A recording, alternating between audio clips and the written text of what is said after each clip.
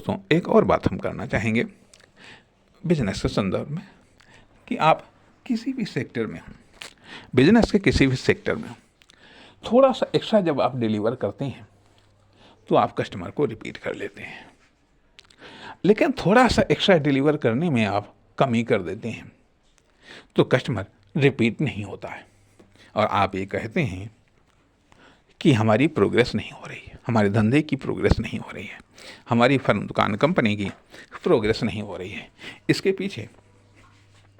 इसके पीछे प्रमुख कारण यही होता है।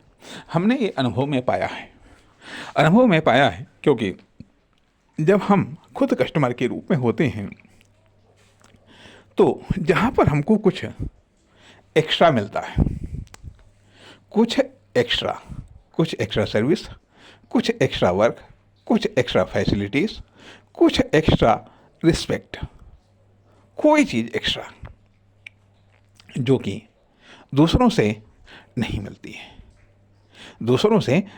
मिलती है, भले ही वह एक्स्ट्रा प्राथमिकता ही क्यों न हो।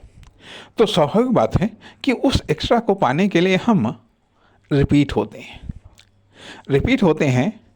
अब जहाँ पर वो चीज़ एक्स्ट्रा नहीं मिली वहाँ से हम हट जाते हैं। अर्थात होता क्या है कि मान लिया, जैसे कि अब हम क्यों हटते हैं एक कस्टमर के रूप में, हम इसलिए हट जाते हैं कि मान लिया कहीं पर कुछ हमको एक्स्ट्रा मिला, कहीं पर कुछ हमको सेटिस्फेक्शन मिला, ठीक है। अब वहाँ पर हम रिपीट हो रहे हैं, हम बार बार सामान हम वहीं से ले रहे हैं और उसको हम अवसर दे रहे हैं। लेकिन यदि मान लिया कभी उसने नज़रअंदाज कर दिया या कभी जब उसे हमें एक एक्स्ट्रा कुछ देना पड़ा, देने की आवश्यकता महसूस हुई तो उसने वो चीज़ नहीं दी या ये कह लीजिएगा कि एक्स्ट्रा प्राथमिकता देने की आवश्यकता महसूस हुई, तब उसने अपने हितों को सर्वोपरि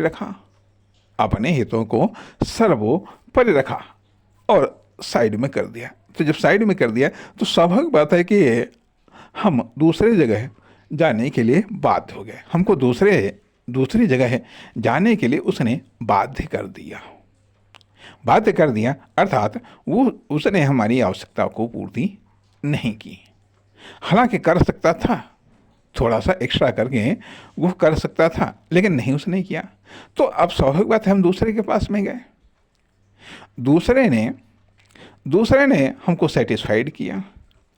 जब दूसरे ने सेटिस्फाइड किया तो अब चूँकि पहले वाले से तो थोड़ा सा निगेटिव फीलिंग हुई, दूसरे ने हमको सेटिस्फाइड किया तो उसको हम अवसर देते हैं।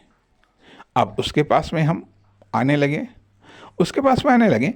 अब उसने, चूँकि संभवतः उसके पास में हम पहली बार गए थे तो उसने एक्स्ट्रा किया, थोड़ा सा एक्स्ट्रा उसने वर्क किया, हम इम्प्रेस हुए, ठीक है। दोबारा फिर हम रिपीट हो गए। अब यहाँ पर उसने भी वही तरीका अपना लिया, ठीक है। तो अब स्वाभाविक बातें हैं कि फिर ये आता है कि अरे ये तो सब एक जैसे हैं, तो हम केवल मजबूरी बस वहाँ पर रिपीट हो सकते हैं। दूसरी बात ये भी आती है कि यदि कस्टमर आपके पास में रिपीट हुआ है तो आप ये मान करके चलिएगा कि कुछ बेहतर आप में फील हुआ है उसको, ठीक है, तो आपके पास में आया है। तथा बहुत कुछ छोड़ करके आपके पास में आया है, क्योंकि आप जैसे कई सारे ऑप्शन हैं उनको छोड़ करके आपके पास में आया है। फिर यदि कहीं पर वो कुछ एक्स्ट्रा चाहता है, जिसमें आपको कोई नुकसान नहीं है, जिसमें आपको कोई नुकसान नहीं है तो उसको करने में कोई दिक्कत नहीं होनी चाहिए, उसको करने में कोई दिक्कत नहीं होनी चाहिए। लेकिन जब वहाँ पर आप बहानेबाजी करने लगते हैं तो कस्टमर ज़रूर सोचता है कि हम इतना छोड़ करके हम इनके पास में क्यों आए। चलिए ठीक है, इन्होंने एक बार एक्स्ट्रा किया, हमने दोबारा अवसर दिया, लेकिन ये मान करके चलिएगा, कहने का अर्थ यह बनता है कि यदि कस्टमर आपके पास में रिपीट हुआ है, ठीक है, कस्टमर किसी मजबूरी बस यदि आपके पास में नया आया है तो उसे रिस्पेक्ट कीजिएगा। यदि कस्टमर पहली बार में आया है तो उसे रिस्पेक्ट करिएगा, उसे कुछ एक्स्ट्रा फील कराइएगा, एक्स्ट्रा कुछ महसूस कराइएगा। एक चीज़, यदि दोबारा रिपीट हुआ है तो इसका मतलब है कि उसने आपकी सर्विस को, आपके कार्य को पसंद किया है। आपकी कार्य को पसंद किया है तो उसे थोड़ा सा और एक्स्ट्रा फील कराइएगा और एक्स्ट्रा महसूस कराइएगा। यदि आपने वो नहीं किया, आपने पता चलता है कि आपने फिर थोड़ी सी कमी कर दी, तो यदि दोबारा रिपीट होने के बाद में यदि दोबारा भी रिपीट हुआ है तो या तो वो मजबूर है कस्टमर, या फिर आपकी सर्विस से संतुष्ट है। लेकिन यदि दोबारा वो रिपीट नहीं हुआ है तो इसका मतलब है दोबारा आपसे कहीं ना कहीं मिस्टेक हुई है, जो उसको लग गई। कस्टमर कभी भी प्रकट नहीं करता है, न कस्टमर बताता है न प्रकट करता है। सीधी सी बात है कि वो दूसरा ऑप्शन खोज लेता है, और दूसरा ऑप्शन खोज लेता है।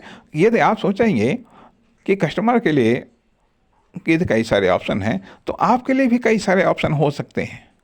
आप भी कहेंगे हमारे पास भी कई सारे कस्टमर हैं, बात सत्य है, लेकिन इसमें एवरेज रह जाते हैं, इसमें आप एवरेज रह जाएंगे, इसमें फिर आपकी प्रोग्रेस नहीं हो पाएगी, फिर आपकी फर्म, दुकान, कंपनी की प्रोग्रेस नहीं हो पाएगी।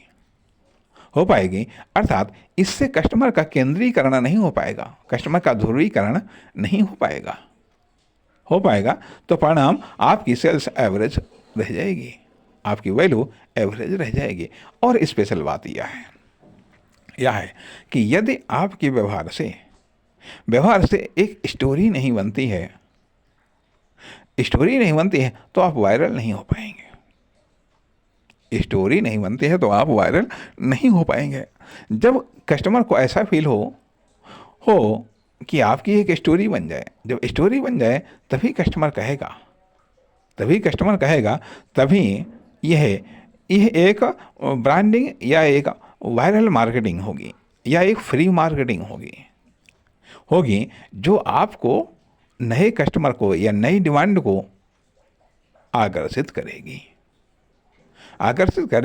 इसलिए यदि ऐसा न तो स्टोरी बन पा रही है, न कस्टमर रिपीट हो पा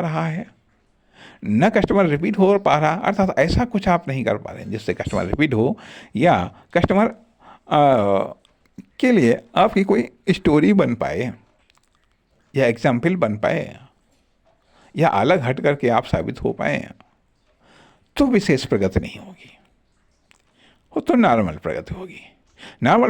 और आप चाहे जितना समय आप खर्च करें, आप स्ट्रगल करते ही रहेंगे, एक बिजनेसमैन के रूप में, एक फर्म, दुकान, कंपनी के रूप में। नमस्कार, धन्यवाद।